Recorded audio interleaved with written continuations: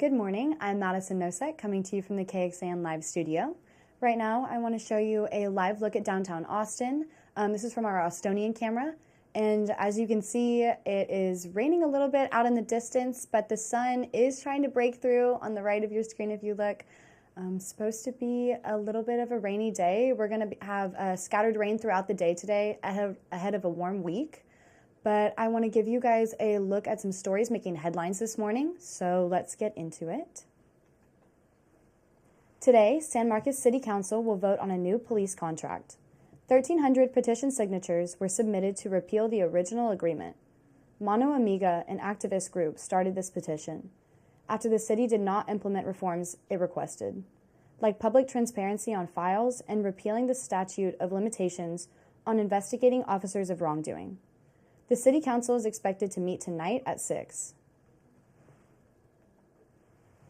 Today, the President will meet with congressional leaders again to try and prevent the country from plunging into default. In a letter yesterday, the Treasury Secretary reminded lawmakers the country is just about 2 weeks away from not being able to pay its bills, a reality that would devastate the U.S. economy. Over the weekend, the President said he was optimistic about a deal. Staffers from each office met through the week and laying the groundwork for Tuesday's high-stakes sit-down. Right now, Republicans are drilling down on demands for spending cuts, and on the chopping block, a push to recoup roughly $30 billion in unspent pandemic funds, in an effort to impose stricter work requirements on welfare programs. President Biden appears to be keeping the door open for some work requirement changes, but says he draws the line at Medicaid. The letter sent to lawmakers warned the country again that it will lose its ability to pay its bills come June 1st. Adding more pressure to today's meeting is the president's schedule. He's actually set to leave for this year's G7 summit in Japan tomorrow. An Austin police SWAT situation is over. Police were at the Starburst Apartments off of I-35 and north of 183 in North Austin. Officers originally responded around 9 last night, and police say a person called 911 saying that they were robbed right outside of an apartment. APD believes the suspects then locked themselves in the unit. We're working to learn how everything ended and whether an arrest was made. If you receive a call claiming to be from Travis County, you should be careful.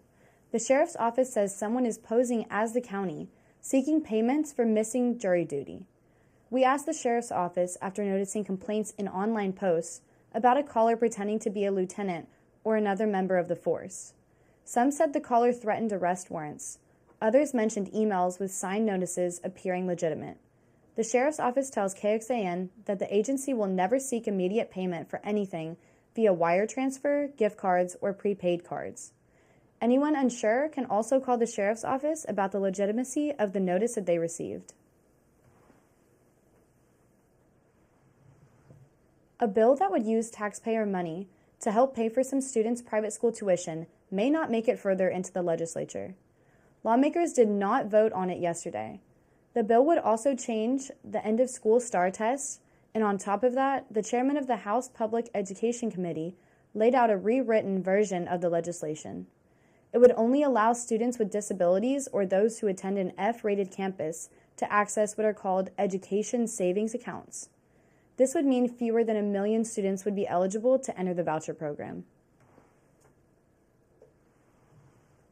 Austin Parks and Recreation wants to make sure it has enough staff to keep pools and other summer activities running. They're offering a $20 minimum wage along with some big bonuses.